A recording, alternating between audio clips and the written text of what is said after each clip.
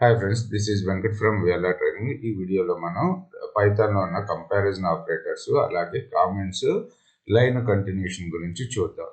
Line continuation operator గురించి చూద్దాం. First మనకి కంపారిజన్ ఆపరేటర్స్లో double equals to not equals to greater than less than greater than or equals to less than or equals to అని చెప్పి ఈ comparison operators ఉన్నాయి. Comparison operators are symbols used to compare two values in Python. They produce a Boolean results either true or false. These operators from the backbone of decision making within your code. ఈ operators చాలా important. మనం ఎక్కువగా if లోనో if else statements రాసేటప్పుడు comparison operators use చేస్తూ ఉంటాము.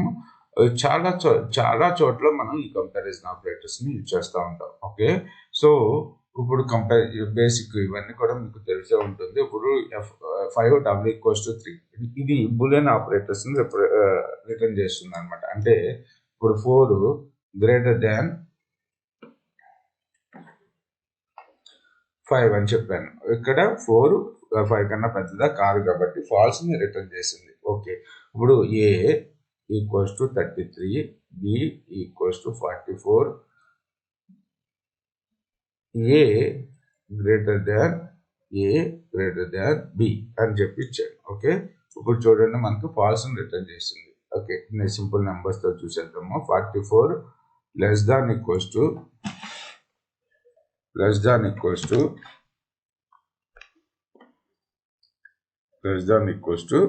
55 అని చెప్పి రాశాను. ఓకే, సో ట్రూని రిటర్న్ చేసింది. 44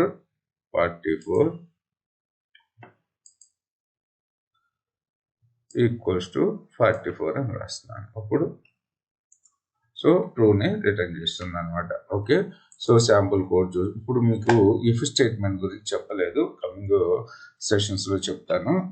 ఇక్కడ ఏం చేసామంటే age equals to 25, if age is greater than or equals to 18 అయితే you are eligible for vote. So voting program అనమాట ఇది. అంటే ఎవరికైతే అసలు మన ఇండియా లెక్కల ప్రకారం ఎవరికైతే 18+ ఉంటాయో వాళ్ళకు మాత్రం ఓటేసి ఎలిజిబిలిటీ వస్తుంది కదా.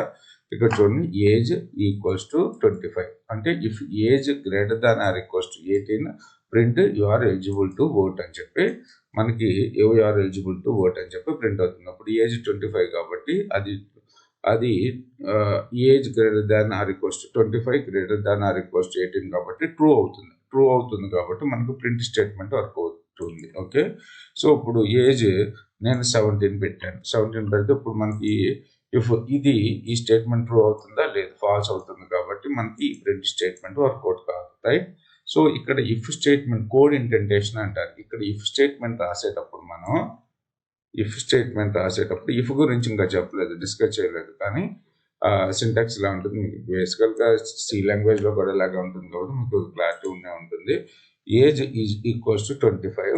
ఇక్కడ నేను ఏం చేస్తున్నానంటే ప్రింట్ స్టేట్మెంట్ ని యాక్చువల్గా ట్యాబ్ తోటి దీని కిందకు వచ్చింది. ఓకే, ఇంత స్పేస్ ఉంది, అసలు స్పేస్ తీసేసాను. ఓకేనా, తీసేసి రన్ చేస్తున్నాను. రన్ చేసేటప్పుడు ఏమవుతుంది, ఇంటర్ప్రెటర్ ఇండెంటేషన్ ఎర్రర్ చూపిస్తుంది కదా. అంటే ఇఫ్ స్టేట్మెంట్ రాసేటప్పుడు ఎప్పుడు కూడా మనం కోడ్ ఇండెంటేషన్ ఫాలో అవ్వాలి. ఓకే, అలా ఫాలో అయితేనే కోడ్ కరెక్ట్గా రన్ అవుతుంది అనమాట. ఇక్కడ వరకు మనకి కంపారిజన్ ఆపరేటర్స్ అయినాయి. ఇక కామెంట్స్ గురించి చూద్దాం. సో మీరు కోడ్ రాసేటప్పుడు మీకు ఏదైనా ఫ్యూచర్ పర్పస్ ఏదైనా కామెంట్ చేయాలి అనుకున్నప్పుడు మీరు హ్యాష్ సింబల్ ఇచ్చేసి hash this is voting program. So ఈ లైన్ ఆఫ్ కోడ్ ఏమవుతుందంటే కంపైల్ కాదు, అంటే రన్ కాదు. ఇక్కడ చూడండి, so this is voting program. So ఇక్కడ ఇది రాసి రన్ చేస్తున్నాను. ఓకే, సో ఇదేమి అవుట్పుట్ అవుతుంది మనకి, అంటే ఈ లైన్ ఆఫ్ కోడ్ ఎగ్జిక్యూట్ కాదనమాట. దీన్ని కామెంటింగ్ అంటాం అనమాట. మీరు మల్టిపుల్ కామెంట్స్ రాసుకోవాలనుకుంటే మల్టిపుల్ హ్యాషెస్ యూజ్ చేసుకుని కామెంట్స్ ని చేయొచ్చు. ఇక్కడ చూడండి, సో ఏజ్ ఈక్వల్స్ టు నేను ఇక్కడ ఒక కామెంట్ రాద్దాం అనుకుంటున్నాను. ఏజ్ ఈజ్ గ్రేటర్ దాన్ 18 ఇక్కడ కామెంట్ రాస్తున్నాను. ఓకే, ఇప్పుడు ఏమవుతుంది, age is declared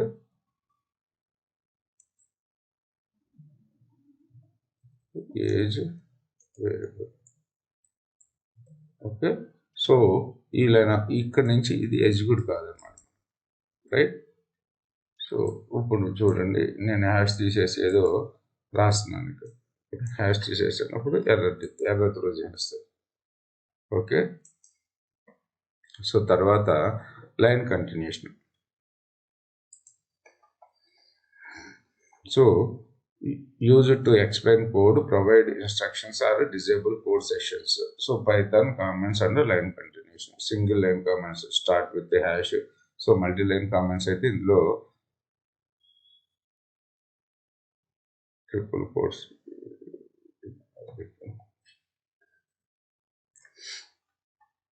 so line continuation గురించి చూద్దాం. సో ఒక్కోసారి మనకి కోడ్ రాసేటప్పుడు, ఇప్పుడు ఈ ప్రోగ్రామ్ ఉందనుకో, ఈ ప్రోగ్రామ్ రాసాం. ఓకే. సో ఒక్కోసారి ఏమవుతుందంటే మనకి పర్టికులర్ కోడ్ అవసరం ఉండదు. ఏజ్ ఈక్వల్స్ టు 29 అని ఇచ్చే, లేకపోతే నేమ్ ఈక్వల్స్ టు వెంకట్ అని రాశాను, వెంకట్. సో ఇది మనకు అవసరం లేదు. ఓకేనా. అవసరం లేనప్పుడు ఈ లైన్ ఆఫ్ కోడ్ ముందు హ్యాష్ పెట్టామనుకో అది కామెంట్ అయిపోతుంది. ఓకే. సో తర్వాత లైన్ కంటిన్యూషన్ అంటే ఇప్పుడు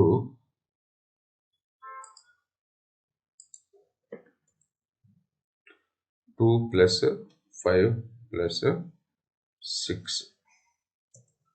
సో ఇప్పుడు నేను ఏం చేస్తున్నానంటే ఈ కోడ్ని నేను +6ని న్యూ లైన్లో రాద్దాం అనుకుంటున్నాను. ఓకేనా.